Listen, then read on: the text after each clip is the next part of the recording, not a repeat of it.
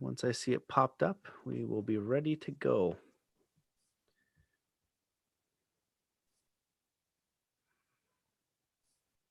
All right, we are live on YouTube. Perfect. Nice of them to allow it to happen. And let me hit the recording and we'll get off to the races. Here we go. Hello and welcome to the Mastermind, Body, and Spirit Show. I'm your host, Matt Belair.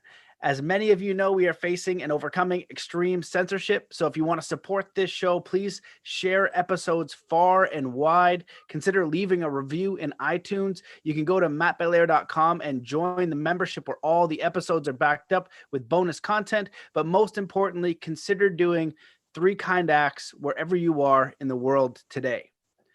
Today's guest has devoted his life to the study of electrophysiological basis of advanced spiritual states.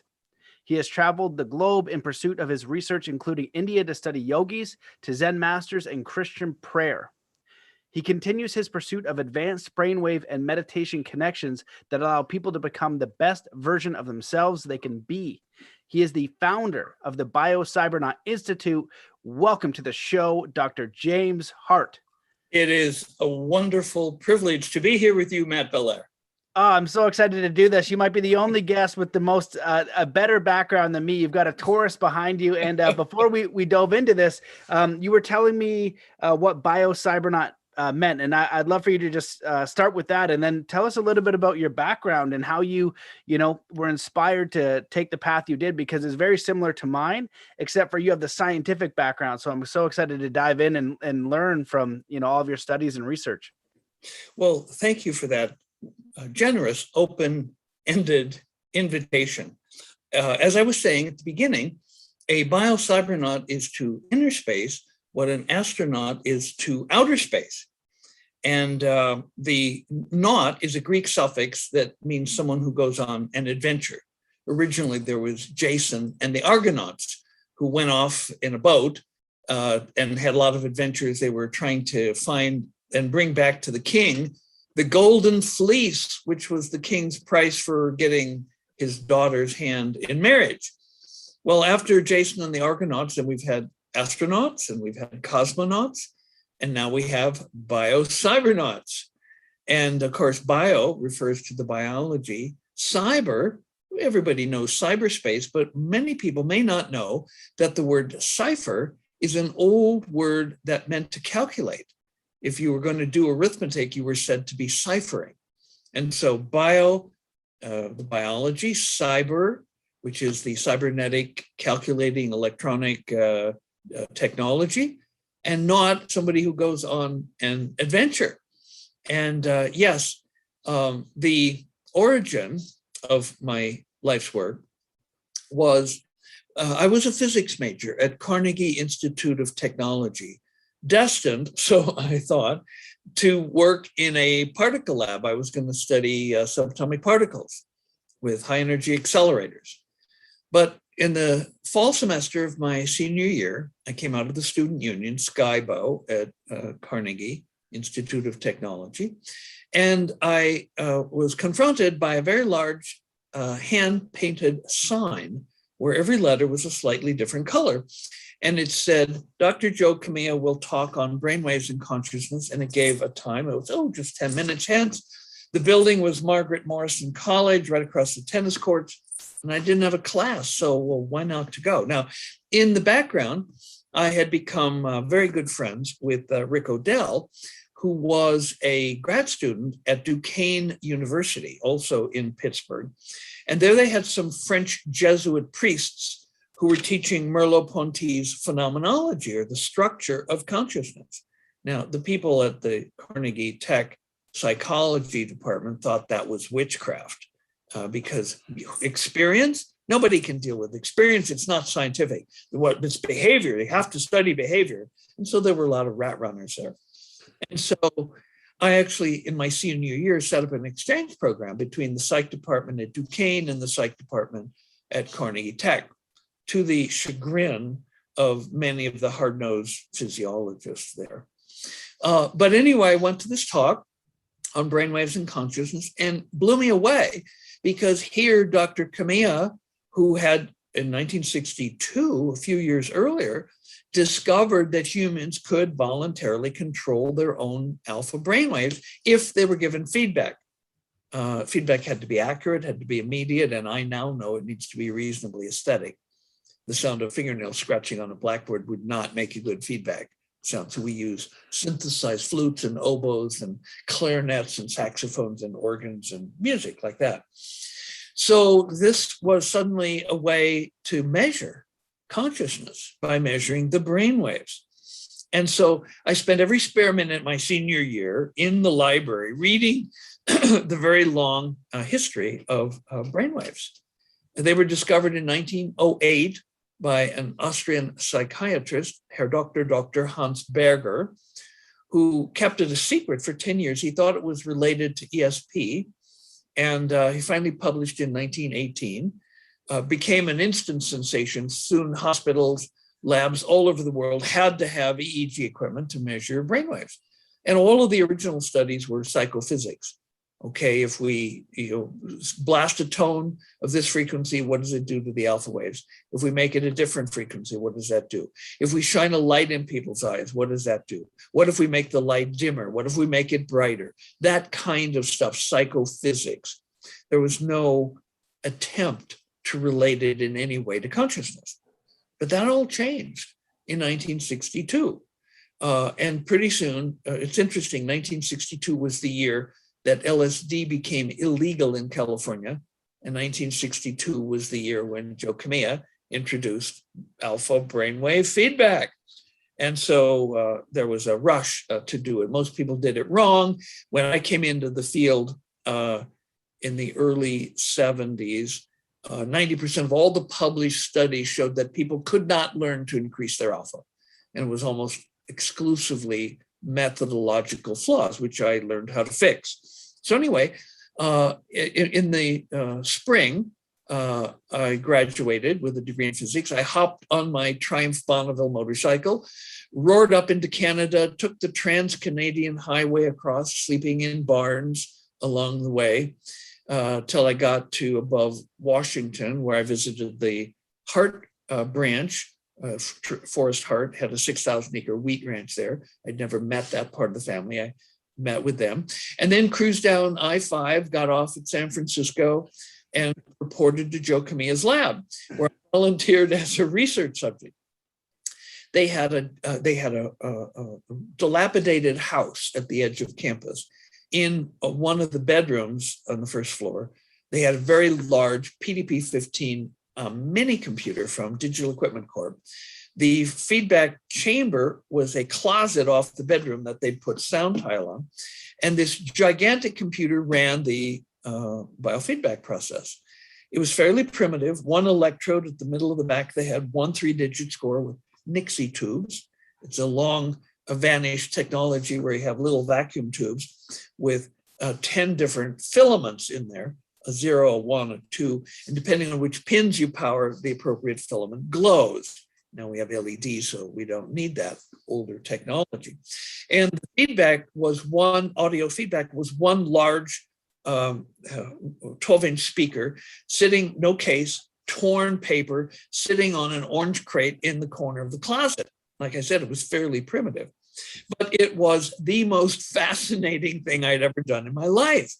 The sounds responded to my thinking. If I would relax, then the tone indicating alpha would get louder. Of course, I'm a physicist, right? I'm a Protestant fundamentalist physicist. And so my rational mind jumps at it. What was that? How'd that happen? How can I keep it going? Well, it retreated. So then I'd settle back, relax, tone would come on. Immediately my mind would jump at it. What's that? How can I keep it going? And it would retreat. Well, I learned how to put a collar on that aspect of my consciousness. And when the tone would occur, it would go like that, and I could restrain it for half a second. With practice, I could restrain it for 1 second.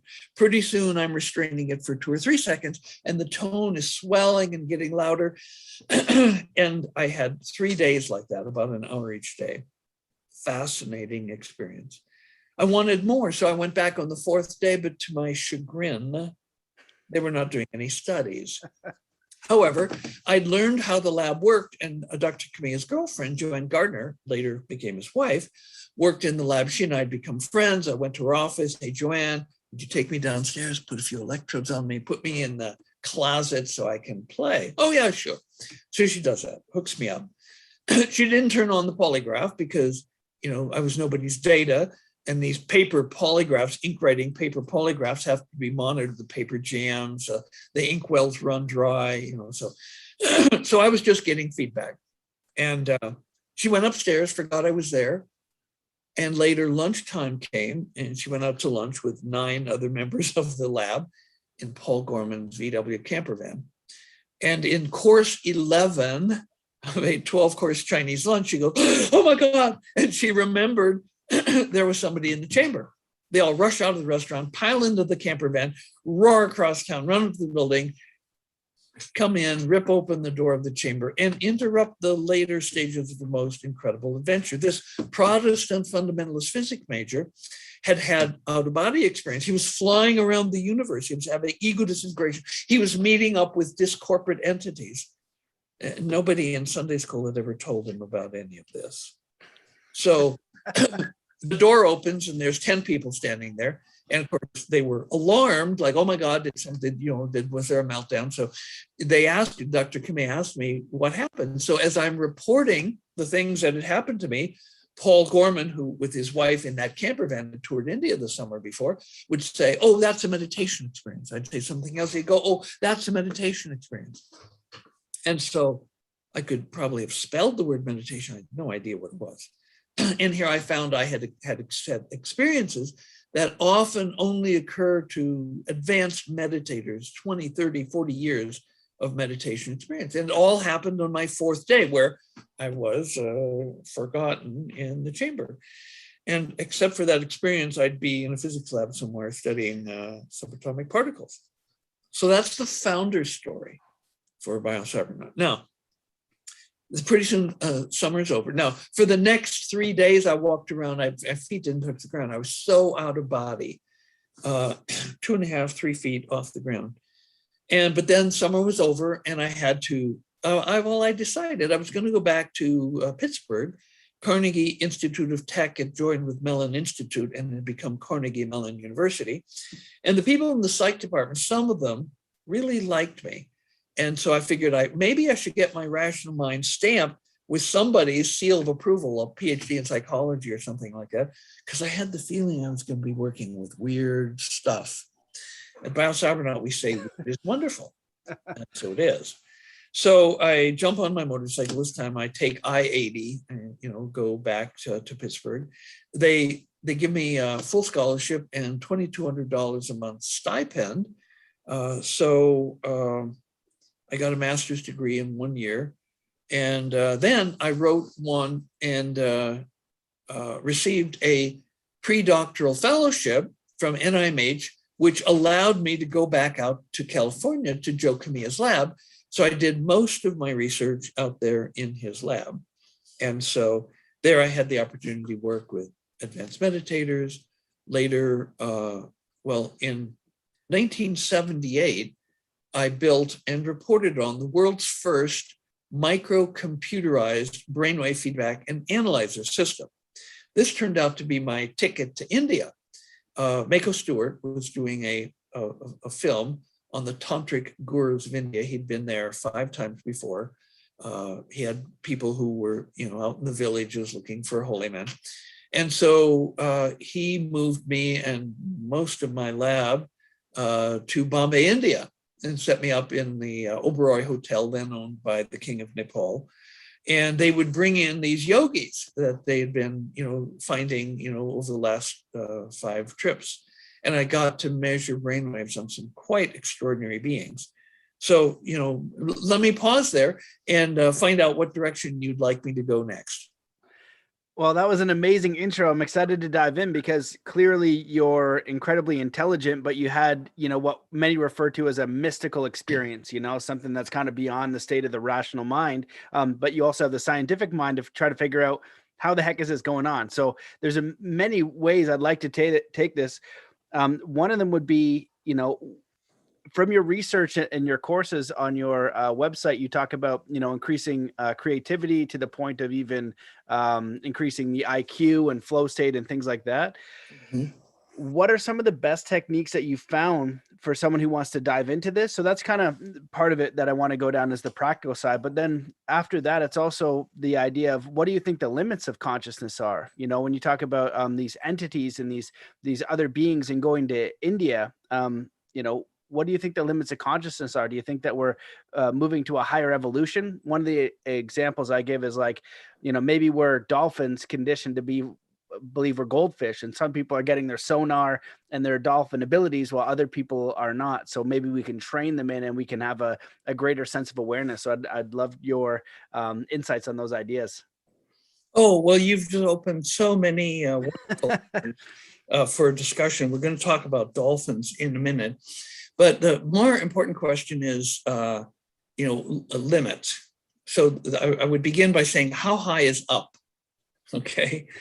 And, I don't know any limits on up. Now, in Tibetan Buddhism, it is understood that there are over 150 attainment levels. Some of them are bigger steps than others. And so I also know about knowledge of this is somewhat limited. There's a tradition in Tibet where you can only enter this meditative tradition, this esoteric tradition, by invitation. How do you earn an invitation? Well, you have to predict the time and place of your death and when you will be reborn in your next life. And you have to do this for 13 consecutive lifetimes, and then you get invited into this tradition. So, there's, shall we say, was it Hermann Hesse? There are many doors in the Magic Theater. And so there's a lot of development. Ram Dass said that the Christian concept of heaven is the lowest of 7 levels of the astral plane. In Hindu cosmology, there's, of course, the physical plane, and there's a lot of variety there. There's lush, tropical jungle teeming with life. There are the dry deserts of Antarctica. There's the Sahara. There are the tops of mountains. There's the bottom of the ocean. You can find life everywhere. You can even go down, 5 miles into the earth and dig up rocks, and there's bacteria living there. So there's many different kinds of life in different ecological niches on the physical plane. Well, similarly, the astral plane, which would be beings that don't have physical bodies, they would have light bodies. Angels are, of course, denizens of the astral plane. Catholic theology identifies 9 different species of angels. They include angels and archangels and guardian angels and thrones and powers and dominations and cherubim and seraphim, and I don't remember what the 9th one is. But so a lot of different kinds of angels, but many of them are construed, to be somewhat hominid in form. Others are not. But then there's the causal plane, where beings exist only as thought forms. And so there's a lot of variety. And I don't think we need to worry about running out of ways to expand our consciousness. And so then dolphins. Now, in every training, usually on day 5, we show a video made by Peter Russell called The Global Brain. And he has a book by this title. It was actually a presentation that he made in Toronto to the Psychosynthesis Conference in 1983. It's still timely, it's still relevant. And in it, he says that dolphins have the most complex nervous system on the planet. This is actually not true. Now, if you measure brain cell density of different species and you plot it on a graph versus measured IQ, it's a linear ramp up. The more densely the neurons are packed, the smarter the creature is. And so, but dolphins don't fit on this curve. Dolphins have humans have the most dense brain cell packing of any creature on the planet except for dolphins. And of course, humans have the highest IQ. And they're smarter than dolphins. In fact, the great apes, gorillas, orangutans, and chimpanzees are smarter than dolphins. Dolphins have a brain cell density 1.8 times that of humans, almost double. So why aren't they swimming around with 180 IQ on average, and the bright ones maybe 260? Well, the reason this is because when you look at dolphin brains under a microscope, you find that the neurons are deficient in arborization of the dendrites. The dendrites, which form an arbor or a forest around each neuron, allow the neurons to connect with nearby neurons. They have an axon, which allows them to connect with a few more distant neurons. But the arbor of dendrites, when it's rich, many branches, long dendrites, then those neurons can connect with many more. And so you have a switching network that has greater complexity. The problem is that dolphins, even though their neurons are packed 1.8 times more densely than humans, their neurons are deficient in arborization of the dendrites. So they can't take advantage of this close packing to have a richly interconnected network. Now, one would ask, why is this? The importance of the brain, big and complex brain, is important to human beings. I mean, if you look at the evolution of the human brain, it's been growing rapidly. If you go back to European graveyards from the 1500s and dig up skulls and measure their brain volume, you will find that modern Europeans have on average a cubic centimeter more brain volume than their near relatives of the 1500s. Now, on an evolutionary timescale, that's like Mother Nature is just blowing up the human brain like really rapidly. And so why don't dolphins capitalize on this potentially great intellectual intelligence advantage? My answer to that is, or was initially, dolphins have life too easy. They never had to deal with a forest fire or a drought. They completely skipped the ice ages. They were fat, dumb, and happy playing in the ocean while early humans were having to make clothing, furs, invent fire, make weapons. And so dolphins never had to, if you'll forgive a bad pun, they never had to think or swim. They could just play. And so in defense of this theory, in other words, I think the ocean is a stimulus-deprived environment. There's not much there to cause a brain to become, connected. And so I found a study that was done with kittens that kind of supports this. Kittens, as you know, are born with their eyes closed. And in the study, they needed more kittens than any mommy cat could have, so they used the split litter method. Multiple litters, they divided each litter, separated the kitties, half one side, half the other. And then with half the little kittens, they carefully sewed the eyes shut so they would never open. Then they returned all the kitties to the appropriate mother, and they nursed and mewed and ran and jumped and played, and they grew up together. And at 6 months, all the kitties were sacrificed and their brains were studied under a microscope. And what they found was the kitties where the eyes never opened, the visual cortex, the occipital lobes, were deficient in, guess what, arborization of the dendrites, just like dolphins who live in a stimulus-deprived environment.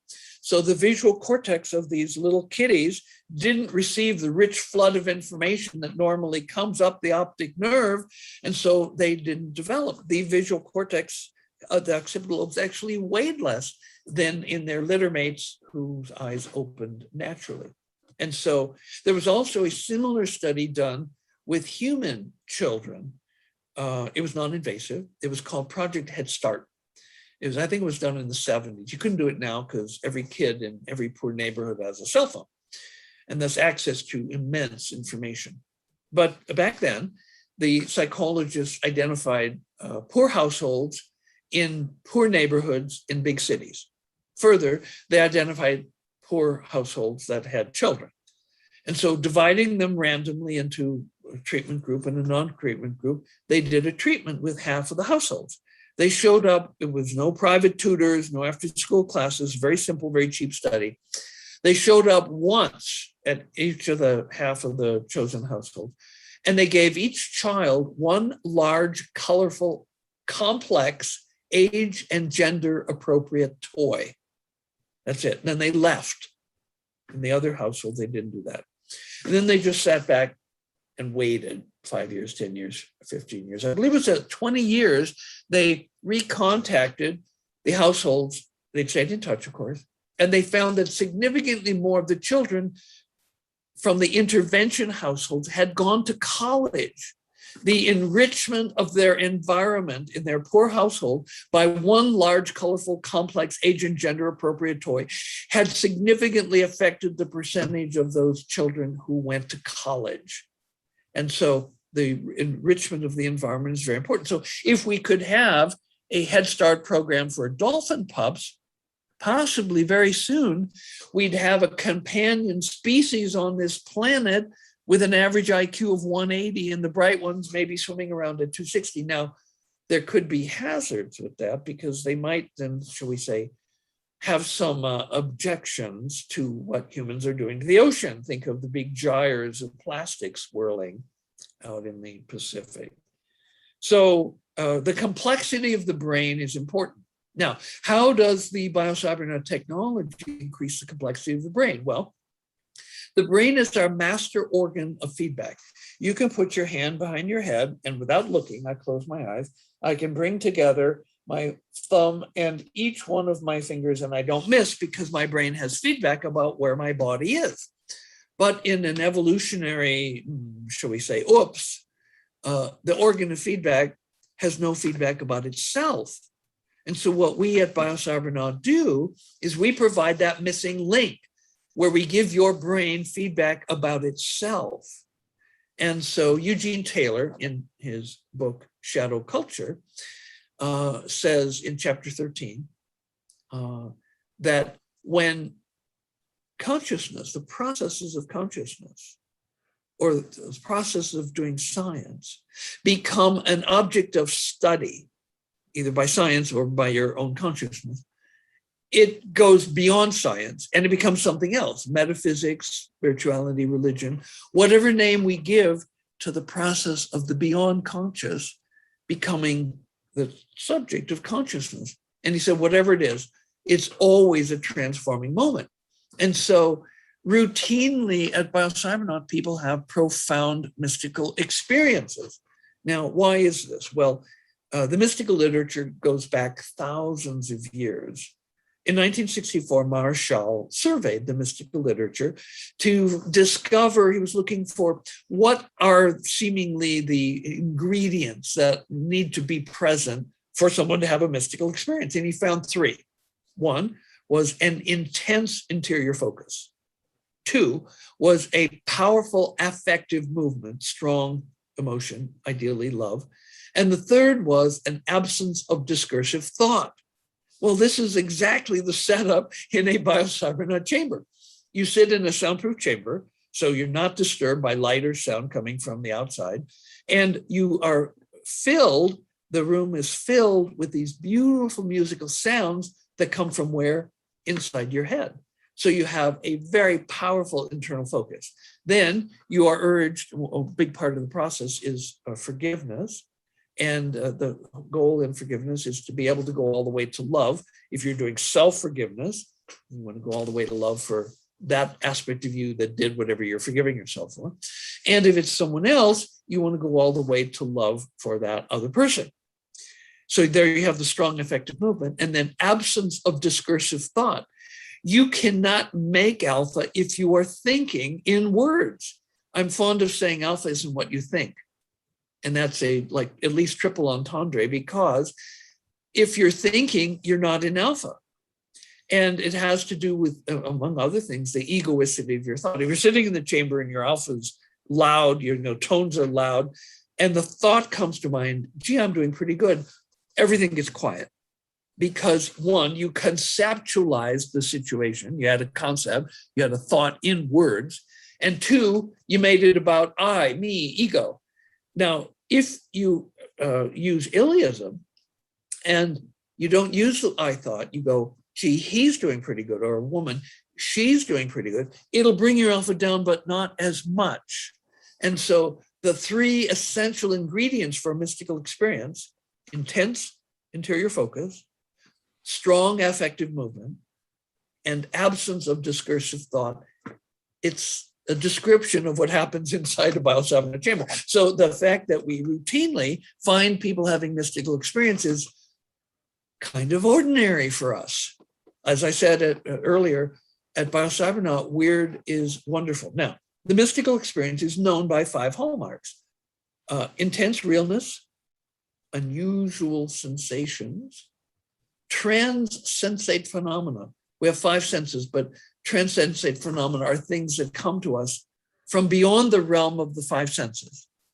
There is the experience of unity or oneness. And the 5th one is ineffability, or unable to be described in words.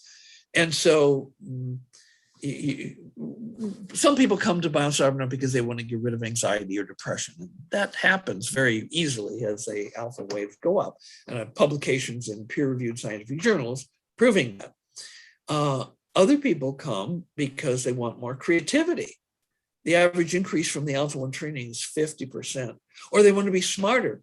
The average increase in IQ is 11.7 points. And in our studies, there's no fading of this boost, even as far out as a year. We haven't studied beyond that. And there's also an increase in emotional intelligence. Now, Dr. Travis Bradbury and Janine Greaves, in their book, Emotional Intelligence 2.0, point out that emotional intelligence is the master skill of success, accounting for almost 60% of our success in life. IQ, while important, is only maybe 10 or 20%. You can be really smart, but if you can't get along with people, you can't hold a job, or you can't have employees, you can't find investors, things like that.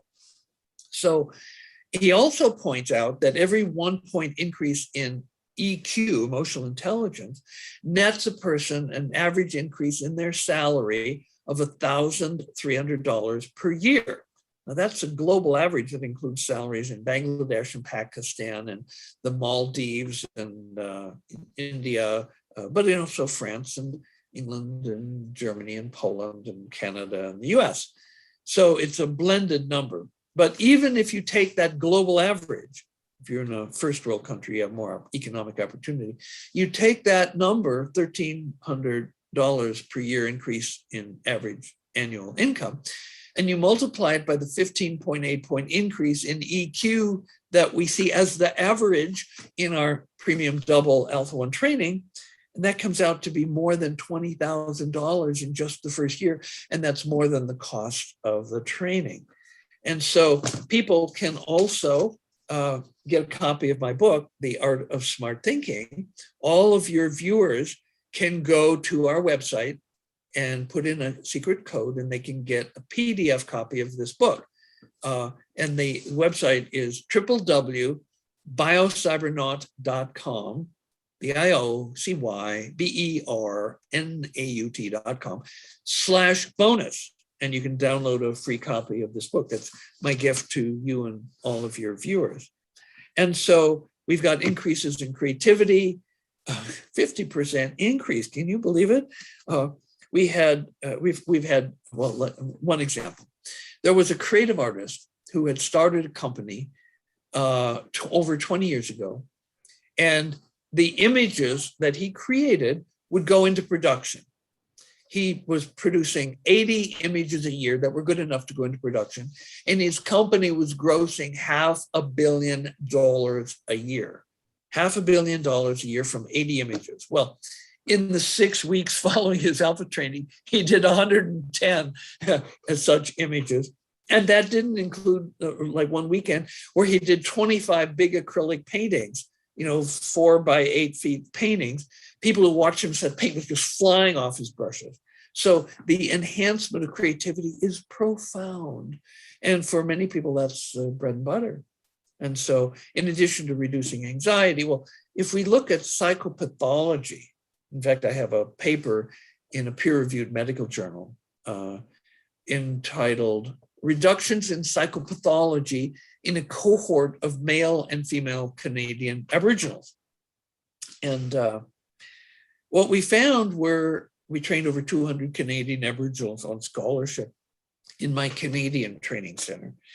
And there were reductions in paranoia, schizophrenia, psychasthenia, depression, anxiety, These results, when I ran a federal grant, I wrote one I was working in Joe Camilla's lab after I got my PhD. And I wrote one and directed a large federal grant entitled Anxiety and Aging, Intervention with EEG Alpha Feedback. And part of the target population was women from 60 well up into their 80s. One of the reasons here being is that once atherosclerosis sets in, that's hardening of the arteries, the frequency of your alpha slows by 0.8 of a hertz for every 10 years of life. Alpha range is 8 to 13 cycles a second. Most people center around 10. And so in just a little over 2 decades, alpha can drop off the lower end 8 cycles per second. You don't have alpha anymore. You then enter senescence or senility and usually die soon thereafter. If you have any questions, we can talk about that a little bit. So I wanted also, anxiety is higher in women than it is in men at every age. And in both men and women, it goes up with age, and in women, it goes up faster. So by working with women from 60 up into their 80s, I wanted to work with elderly people and people most at risk for anxiety. Now, I wrote into the federal grant 6-month follow-ups and 12-month follow-ups because I wanted to know, one, did the results work for older people? And then did they last? I also included a college-age male group to anchor the results to earlier pilot studies. And we found that, yes, the older women had the same type of benefits, same range of benefits. And when we brought them back 6 months later, to our utter astonishment, they were better 6 months than they were the day right after the training. How can this be? We bring them back at 12 months and they're better still.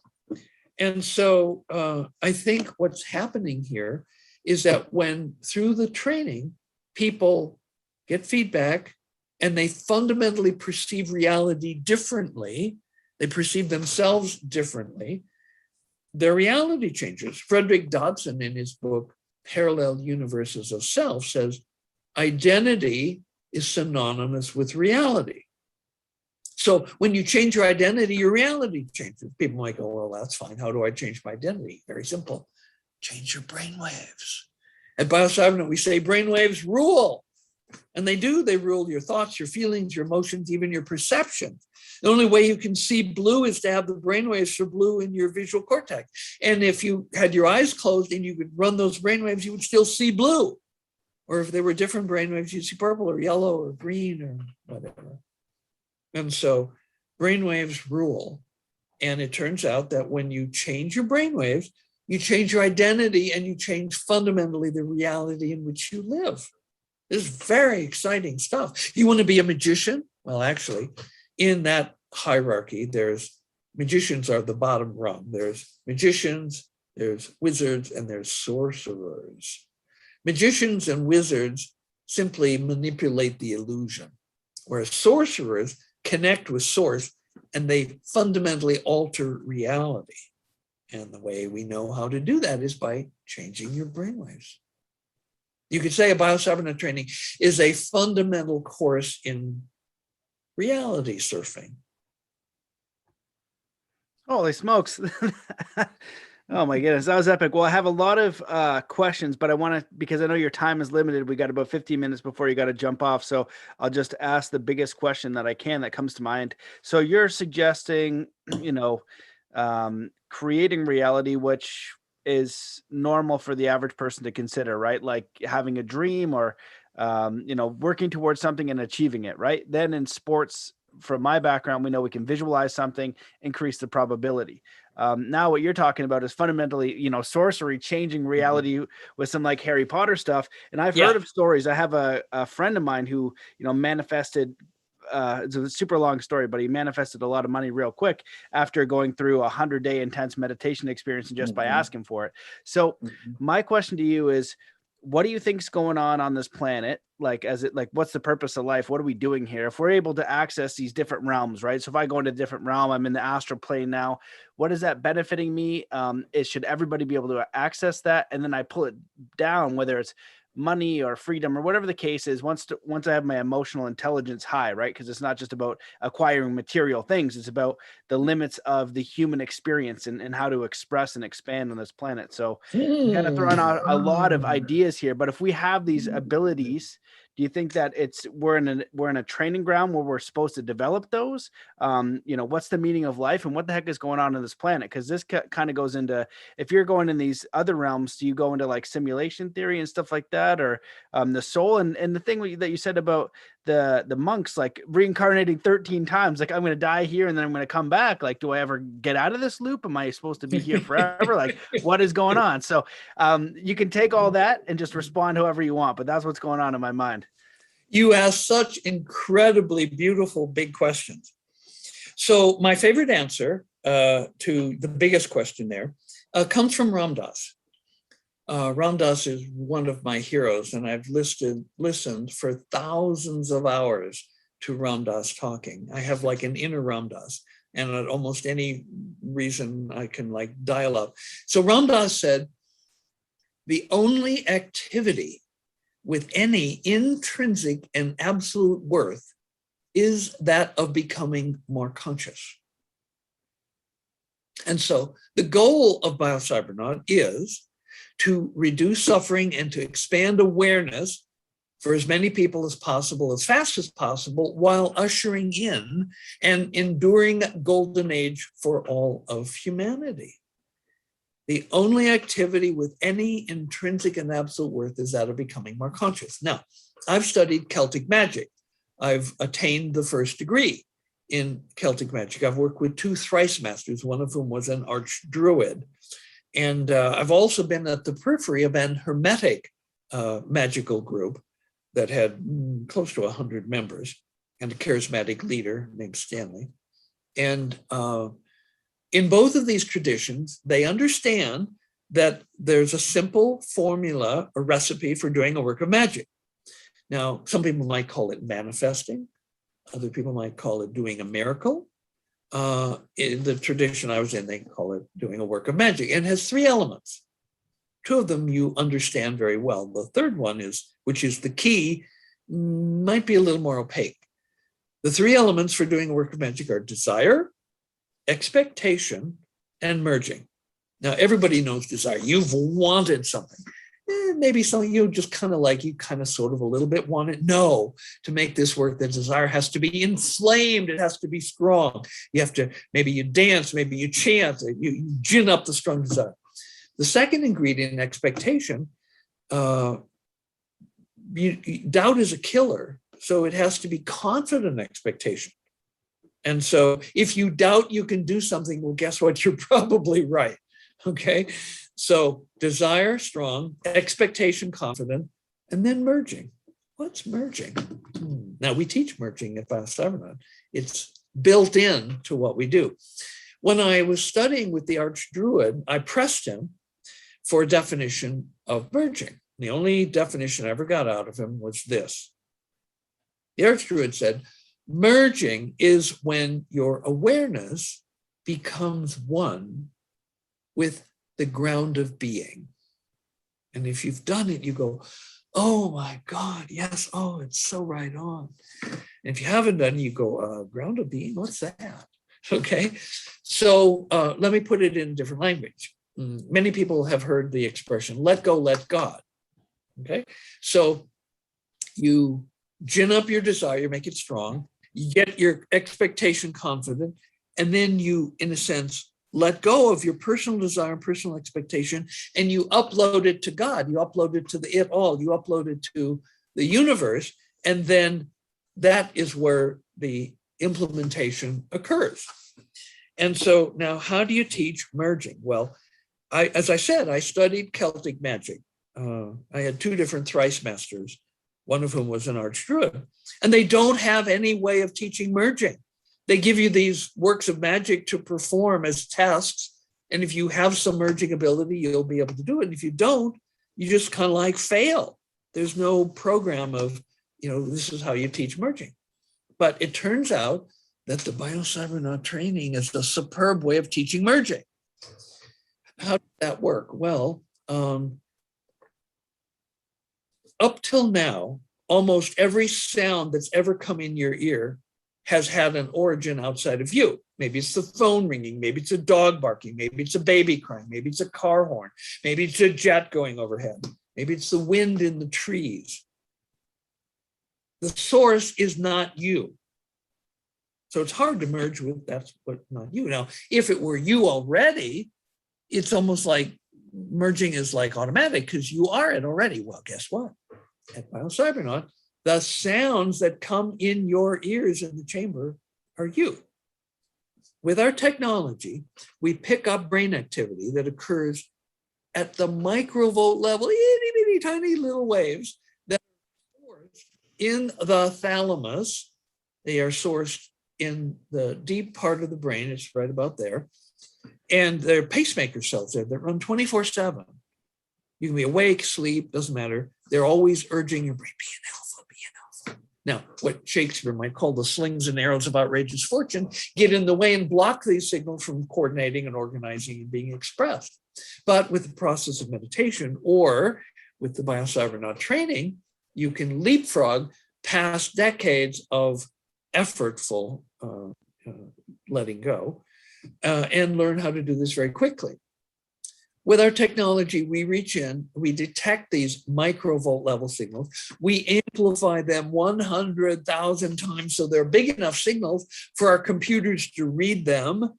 We, in the way a prism separates out the different colors of light, we have the electronic equivalent of a prism that separates the alpha out of the whole brainwave spectrum that goes from epsilon at the low end to delta, to theta, to Schumann, to alpha, to beta, to gamma, and to lambda. We pull out, in this case, just the alpha waves, and we use the amplitude of the alpha to control the volume of tones, different tones for different parts of your head. Boom, boom, boom, boom. So you can listen to these tones and know when your alpha is occurring. And if the alpha gets bigger, the tones get louder. And so these sounds coming in your ears are actually sourced from deep within your brain. So when we ask people, listen to the tones as though your life depended on it. Feel that you and the tones are one. Well, that's so easy because they come from you. They come from deep parts of your consciousness. The brainwaves that are generating the consciousness that you're using to listen to the tones are what are producing the tones that you're listening to. And so merging is automatic. It's natural at Biocybernaut. And so you already know how to desire. With a little practice, you forgiveness, you can get rid of doubt, so you can have confident expectations. And just by doing the Biocybernaut training, you are learning how to merge. And so you leave the training, and guess what?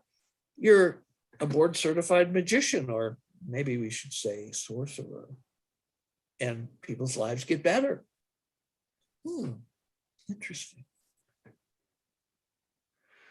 Wow. Well, that's amazing. As this interview has gone on, I've just kind of recently had the idea, like not like Black Mirror, but like these little tiny short, futuristic things, it's like you're out of another universe sharing this thing, something out of like, I don't know, 2050, telling us the technologies and the possibilities of the day. It's like you're 10 years ahead. It's very fascinating and enjoyable to listen to you because, like I said at the beginning, it's like we had the same interest in mindset and mind power, but you're also like a mad scientist, but a very brilliant individual figuring out how to map that, where I'm more like a guinea pig, just going to these places and trying things and doing stuff. So I appreciate you coming on, and I wish we had a lot more time to speak because there's so many more questions. I'll come back.